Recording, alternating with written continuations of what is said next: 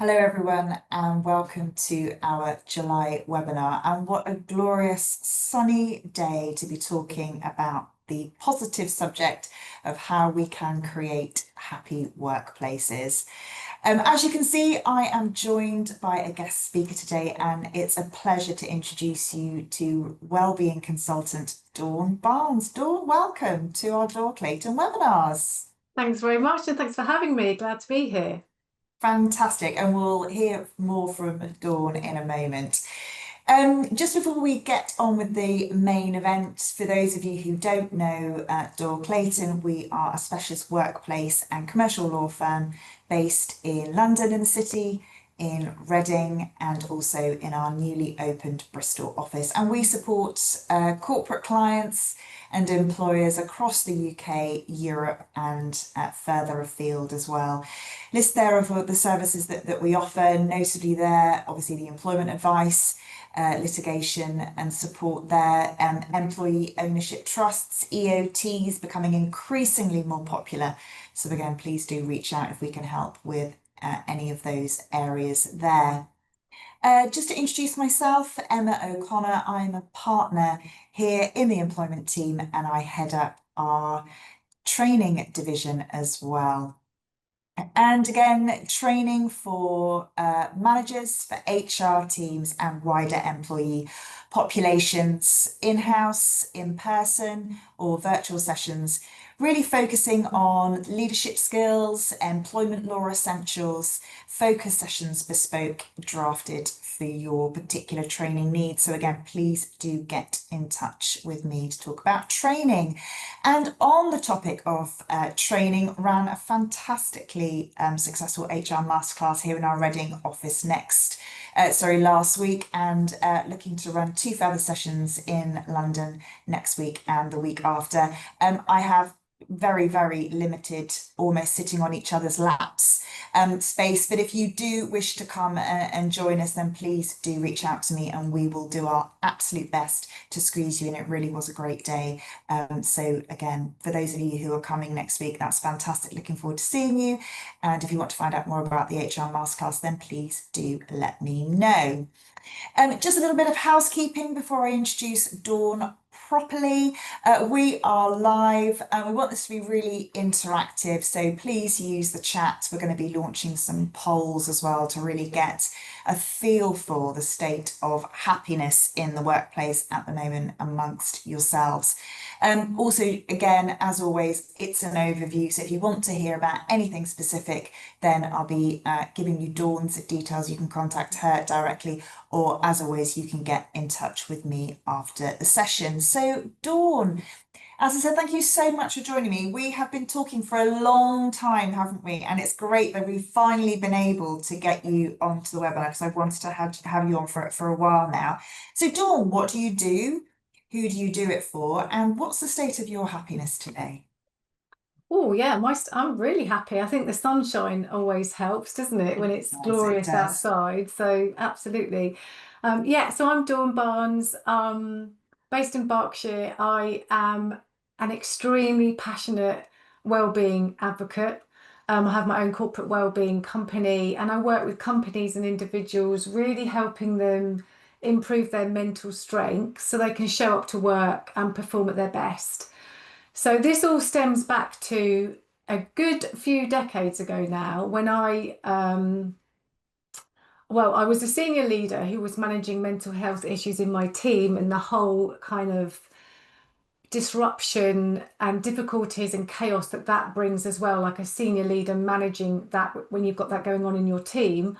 But also on the other side, I had my own experience of, I would say, very severe work-related stress, which then led to burnout, and I was off work for a year.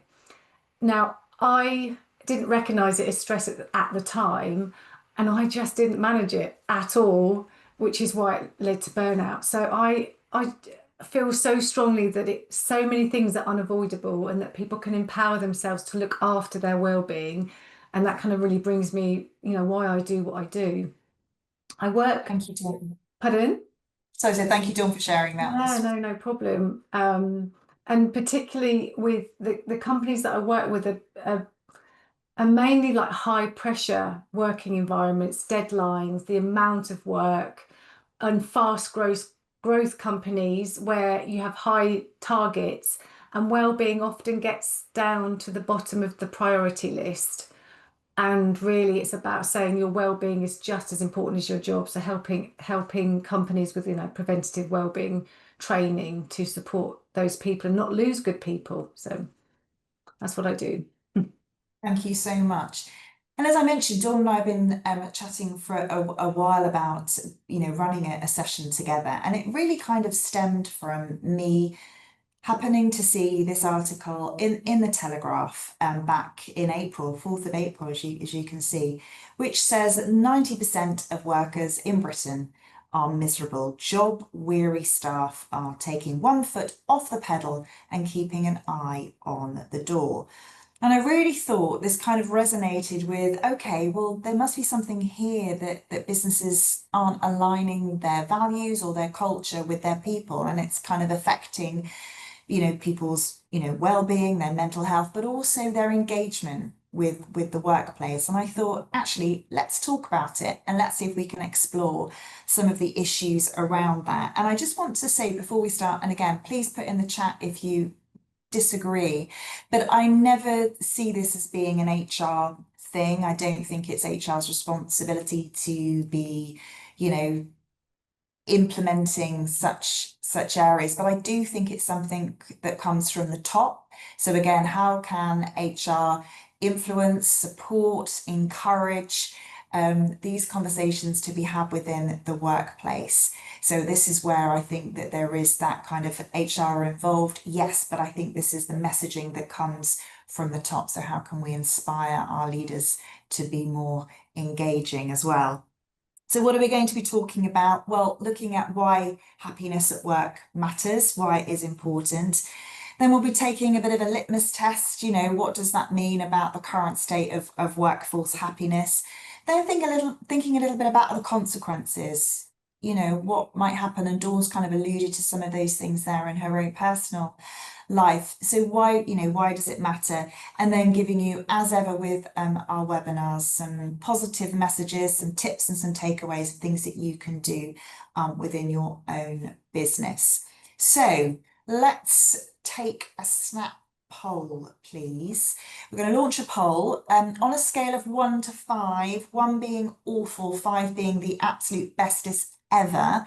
How happy is your workplace, would you say? Not you, but your workplace. If you could answer that, that would be amazing.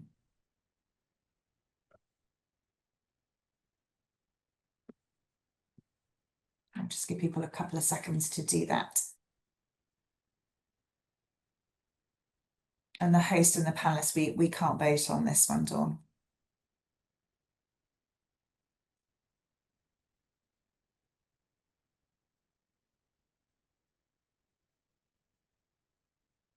Okay, how are we doing with that one? Have we got the results that we can share? Okay, as you can see, their results. And have we shared that for everybody? Has everybody got sight of that? Hopefully you have. I'll read it out if not. So 3% said 1, 3% said 2. Majority of you said 3. That's 62% of you went for 3. So in the middle there. And then brilliant, 28% of you said 4. And then 3% of you again said 5. So we'll come back to those in a moment when we sort of come to look at it. But it's interesting, it was the sort of the 3 was the most popular one there. So we can close that down now. Thank you very much. So Dawn, why does happiness at work matter? Well, I think it absolutely does matter, as we've alluded to, but I think because it's been shown and proven and researched that it is linked to employee engagement. And we know when employees are engaged, they're more productive, they're more motivated, They're more creative as well. Perhaps we don't often think about that, but creative for decision makings and different ways of doing things, which, obviously helps in the workplace, and productivity. These are all measurable things associated with happiness levels, and also staff retention, and the costs involved of, keeping good people. And we've got the statistic there, Oxford University research, saying happy employees are 13% more productive on average. And we want our people to be as productive as possible, don't we? Um, Absolutely. and there was also a report, Gallup do annual reports on employee engagement, plus lots of other things, of course. They said that happy, engaged employees take an average of 3.9 sick days per annum, but disengaged, unhappy ones take 10.7 days. So, 6 days as well. And I think the tricky thing is for HR, team leaders, business leaders, is we often don't know how happy people are because people mask it, particularly at work, how they're really feeling. So it's not always easy to tell. But there's all these measurable things that matter with regards to happiness. I But think also, that's right. And I yeah. think because most people, if you ask them, how are you? It's, I'm fine. Mm, And because we're either too busy to have a conversation about how we feel, or we feel slightly uncomfortable about saying how we feel, or we feel that we might be judged for saying, how we really feel. So I think that kind of, 3 out of 5 is probably about what most people would say. I'm just sort of like I'm on the fine scale mm. of things. And I think the point you said about, retention, the thing that comes into my mind is always, employer loyalty, isn't it? You're more likely to stay loyal to your employer if you get it, you're on board with them, you feel that you're part of something, you've got that, motivation by purpose. And so, I think, you're less likely to leave. And as you've said, the statistics there sort of bear that out as well, that, if you're more engaged, you're more happy.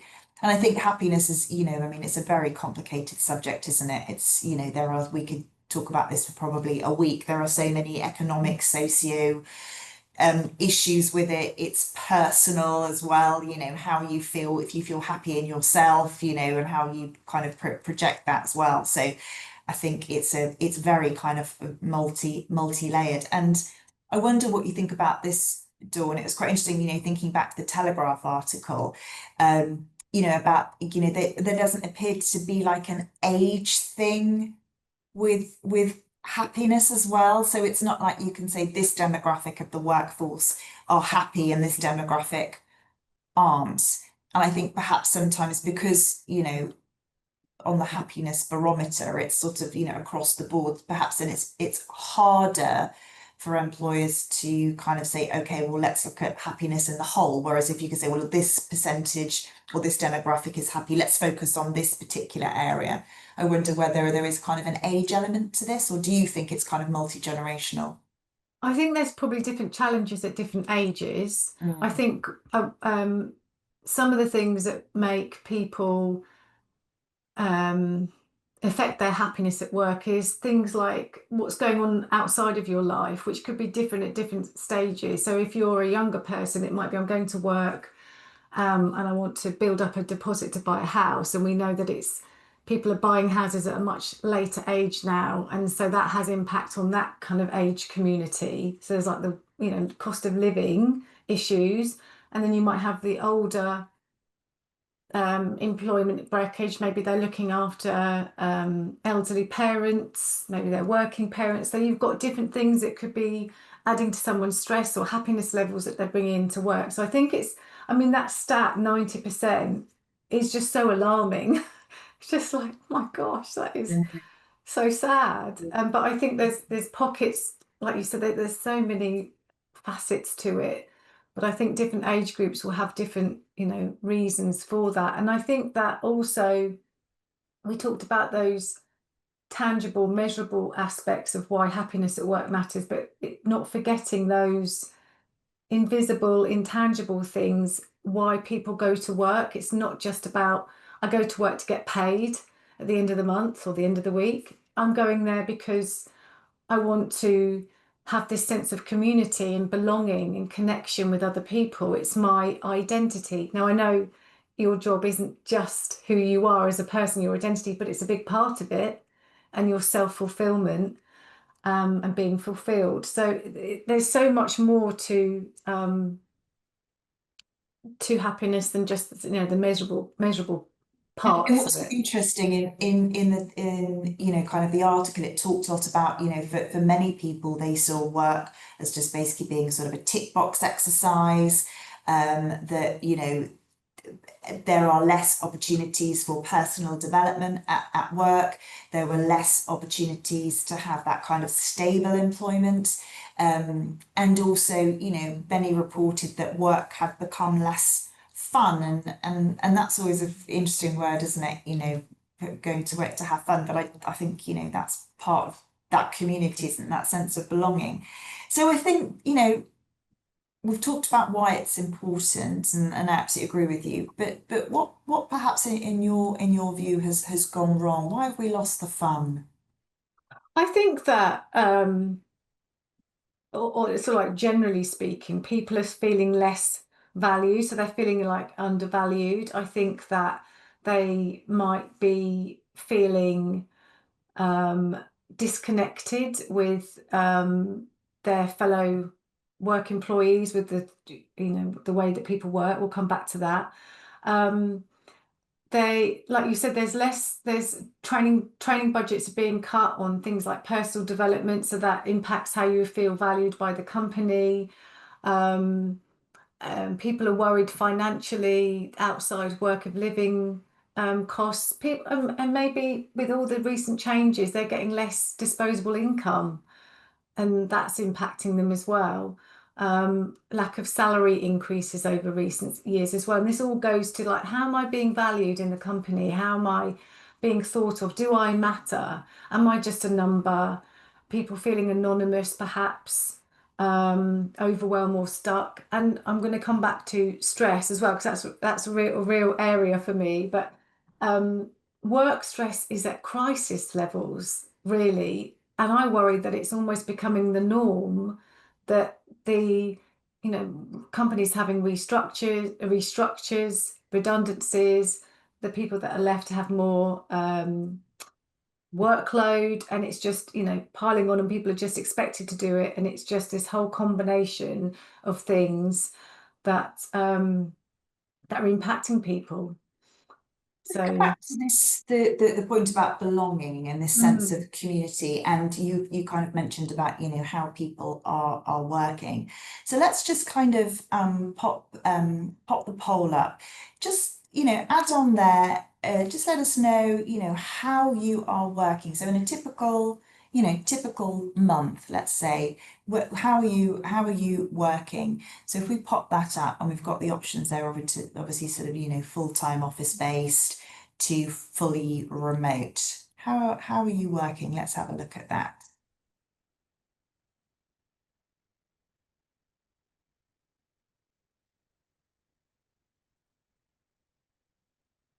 I'll just give you a moment just to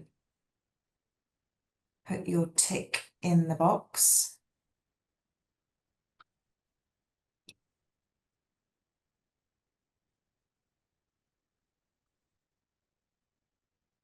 And then if we could share those results as well. So if you can't see them, so interestingly, 20% of you are full-time in the office. 73% of you, so the vast majority there are working in a hybrid capacity. We've got 3% of you who are fully remote, and again, 3% of you where it kind of varies from month to month. I mean, is that sort of typical, Dawn, of the clients that you're working with, both kind of corporate clients and individuals? absolutely. I think if we'd have done this 5 years ago, 6 years ago, it would have been a very different picture. Mhm. And it's interesting because a hybrid, what I'm hearing is hybrid there's pros and cons to it. Some people, it's been fantastic, gives them that flexibility, that kind of work-life balance. It's really helped with that. But then there's also fear about my employer wants me to come into the office for X number of days. But then I think the article actually alluded as well, like when I do go in the office, then I'm still on back-to-back video calls, and that feeling of I just Me feel being here. disconnected Yeah, with my exactly. team, my department, and all that goes with it. So yeah, I think it's sort of digging a bit deeper about that feeling of being disconnected from people. So, and I think, no, I think you're absolutely right. I think, there is that, definitely benefit in terms of being able to recruit more widely. I think, people who perhaps wouldn't have considered that they could have worked in a particular job or sector or location because of they weren't in that location or felt that sector sort of put up barriers to them. So I do think it has enabled employers to look further afield, but I also think it's made employees be able to look further afield. And I use this phrase, if I could work from anywhere, then I could work for anyone. So that's, kind of thinking about sort of what that looks like in its broadest terms. But I do think, there is that point about, I wouldn't I come to the office. The purpose of me being in the office is what to again sit with my headphones on having Teams calls. So again, what's the purpose of coming in and if I'm just going to be sitting in a room or as I said, sitting with my headphones on. So what do you think, Dawn, are some of the consequences? We've talked about, obviously, loyalty. We've talked about, employees not feeling, engaged, and obviously that sort of knock-on effect of the productivity and the bottom line.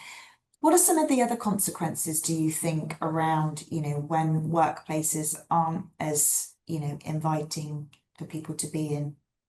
Yeah, I think overall it's that just poor morale which impacts all those things that you've just said.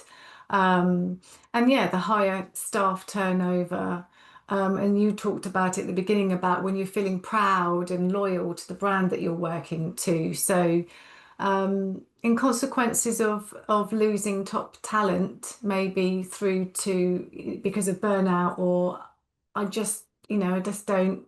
I'm not getting the impact that I have at work, and I want to look elsewhere. Like that headline says, you've got one foot taking one foot off the pedal, Yes. looking Oh, where else am I going to go?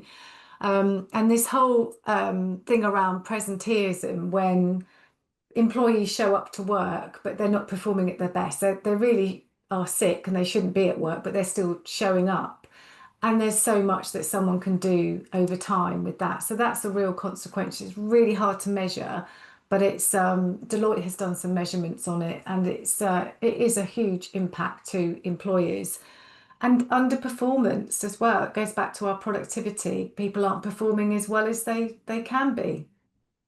yeah, Um, I just a couple of points on that. I think the presenteeism is absolutely true, but I think actually, in some respects, we have swapped, a physical presenteeism with digital mm, presenteeism. This feeling that you are always on. And I listened to a podcast, and the podcaster was talking about actually, I don't like the idea of work-life balance. Why should I have to balance one thing with the other? Actually, should actually refer to it as work-life harmony. mm. Everything should work together in a seamless way. So I think there's that. I think the other issue, and you're absolutely right about, the consequences are that people don't perform because actually, what's the point? I think the other flip side of that is that team members seeing individuals that are either struggling, that aren't getting the support that they need. I think that's an issue, but also seeing team members that aren't being managed, and then the knock-on effect that has, because they think, well, if you're not going to pull that person up for being late or not kind of doing the job that they should do to to an adequate standard, and nothing's going to happen to them, well then kind of why am I bothering? So I think there's that. So I think there is a whole piece around leaders and managers, in terms of actually doing the job, the clue is in the job title, actually leading and managing those role modeling behaviors. And I also think that there's a real, actually, there's a whole, issue now around people not potentially wanting to be managers or leaders because actually Mm. they see it as something that I don't really want this hassle, quite frankly. I'm quite happily just doing my job, you know, doing what you do and having to make decisions and do all that leadership stuff just doesn't kind of float my boat. So I think, our managers and our leaders have a really tough time because they're expected to know everything when often they don't. They perhaps don't have the skills to be able to, spot a performance issue, or even if they do spot it, know what to actually do about it, which is why it's like an absence management as well. It sort of goes into that it's too difficult pile. We're just going to park it there and sort of hope it goes away or that nobody notices. Mm. But also a bit of a kind of a PR thing that the fact that actually we don't, people don't want to be us because Yes, it's yeah. all a bit difficult. So it's like a kind of a snowball effect as well. And when we talk about some of the consequences, I suppose then it's looking at what are the barriers. So what are some of the barriers to creating happy workplaces? And Dawn, I know you've got some thoughts on that. I don't know if people who are listening want to sort of put some ideas in the chat. It's all completely anonymous, but just some thoughts you have. What are some of the barriers either in your workplace or workplaces that you've been in that have been a barrier, do you think, to creating the happy workplaces? So please put those in the chat if you feel able to. And whilst we're getting those chats and comments through, Dawn, what are some of your thoughts on what are the, perhaps some of the barriers? Yeah, so I think just going on from what you've said about managers and people not wanting to perhaps do that, Mm. which is a real change, I think, over the generations. That was always what people aspired to be, but now it's like, "Oof, no, thank you." I think what can be done is looking at how we support and train people managers, especially first-time people managers. And I do think it'll be really interesting to see if people are willing to share what they think as well in the chat. That these types of training courses and support have been cut, not completely, but they have been reduced. And I think that kind of management level do need even more support when we're working in this hybrid way and all the other things that we've been speaking about. So I think, training for managers. I think that having a culture, which you were alluding to when you were sort of like, it's not just HR, but it's the leaders having that culture and role modeling, and having that safe, open environment for employees to share how they're really feeling. And how can we do that then? How do we make that happen? And I think this is where HR can really sort of take the initiative and lead. And it doesn't always have to cost money, but just creating spaces and time where people can come together and have a conversation that isn't work related and have, meetups to just offload and talk has huge benefits. Being listened to, being heard. Could be simple like a informal coffee meetup for different working groups. You could have one for working parents or people buying first time house or women going through the menopause or men's all sorts of different things, but that's just to create that kind of open dialogue. And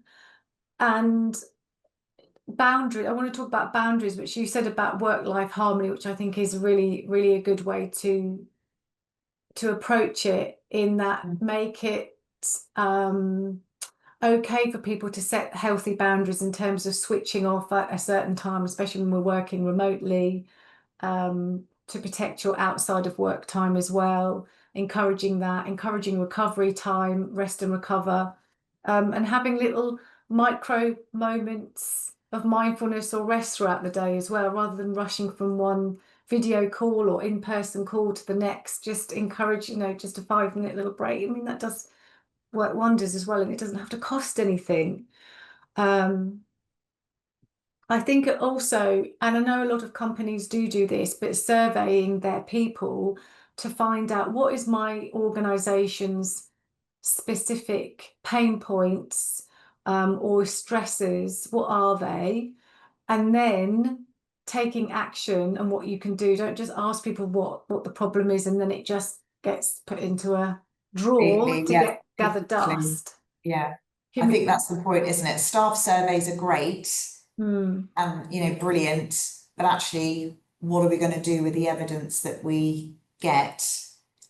Because you're absolutely right. If we're just going to do it and then people don't see any real change, then you've kind of lost, you've lost the room really on that one as well. yeah, and I think sometimes HR are concerned, and rightly so, and team managers that they can't always implement everything that people ask for. And but I think it's just communicating why not in in those cases, because people, it's that open dialogue with people, being visible, um, and yeah, taking action on those things that people are worried about and concerned about. Absolutely. So listening and making sure people are heard. So what you think about this? So someone's emailed in, and thank you so much for that, for your kind of question. And it's about, hybrid working and inconsistencies in terms of, which teams are in and which teams are out. And that's a whole other, area as well around, making sure that there is a kind of consistent message across. But I guess when people are coming into the office, have you got any tips for how we can sort of try and avoid people just sitting on calls all day? Yeah, I think it goes back to the poor old leaders, leaders setting the example, and try and go have a dedicated day where your team is going in as an easy one, and then we are going to meet in person. Simple things like let's go to lunch together, let's do a walking meeting or something like that, and just encouraging and showing the example to people, because it's just too easy to go in and just say, okay, I'm in the office but headphones on, I'm on another call. It's Yes, like, no, let's someone needs to take the initiative, and I think, yeah, it comes down to the manager exactly. to show Even that. just kind of, even just, walking the room. Yeah, Walking in the morning, or how's everyone? Just kind of being, and I think you're right, it's that being visible, isn't it, as a mm, leader as well. So I don't think there's any kind of easy answers around that. I think definitely consistency of approach. mm, Some people will need to be in more than others just because that's the nature of the work. But I think when you are in creating that purpose, isn't it? Why are we all here? And being together is purpose enough, but obviously making sure that you've got that also those sort of check-in times as well. I think that's really important. So thank you very much for that. I think we've got into the habit a little bit of just, it's just too easy to do, go on the video calls, and we're forgetting what the office Mm, life used to be like. And absolutely. we can talk to have work friends and colleagues where they know more about you than your partners, because you're talking about what's going on in the news and the latest TV series, and just they know what's going on in your life. And that is so important, to have those people that where you matter and they matter to you. So like you say, go and walk around the office and embrace that, and it's wonderful to Exactly. have. So And remember things as well as a manager. Remember that somebody was, doing something at the weekend or mm, last weekend or whatever it might be. Or how did that go? How did that run go? How did that event go? I think it's that being interested in your people is such an easy thing to do, but such an undervalued tool that managers have in their toolbox. Um, absolutely. so Dawn, what can we do? What are your tips? Yeah, I think that I'm just going to close that comment down. I think that we can somehow foster more social connection, and I don't always think it's HR's responsibility, but they can certainly help, initiate these things. Sometimes these, I don't know, like pizza on Friday or those type of things get a bit of a bad press, but I do think that those fun, bonding, social connections, company organised things are really good.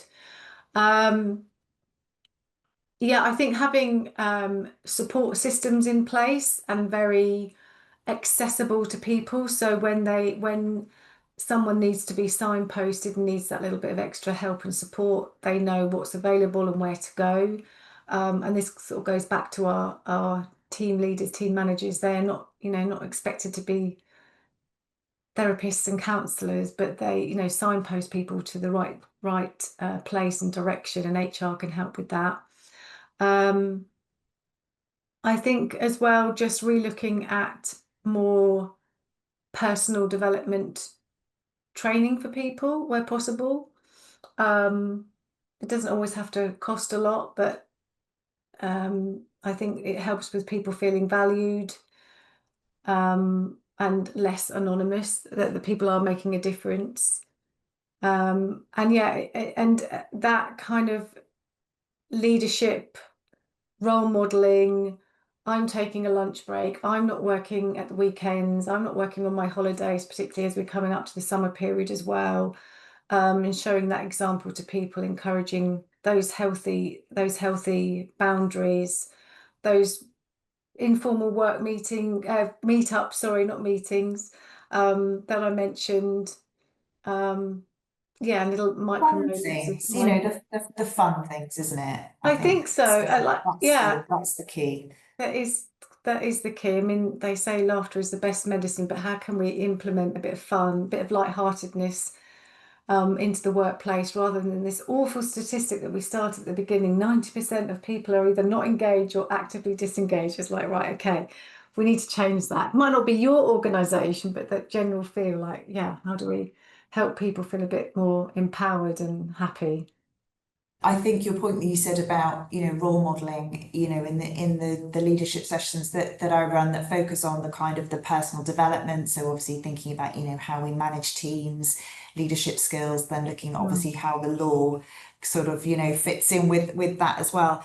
I think that it's all about, leaders showing up, having the confidence to be able to, manage situations, manage scenarios, signpost people, absolutely, Dawn, and but be kind of aware of how they're projecting their importance as well, in terms of what they're giving out, the signals that they're giving out, because it will dictate how then the team behaves as well. And I think that's really important as well. So I loved your bit there about managers showing up, and also I think that point about boundaries. Yeah, there's a time to roll up the sleeves, absolutely, but we can't have managers who are always the last ones to a meeting, always the last ones to a social event, you know, Yeah.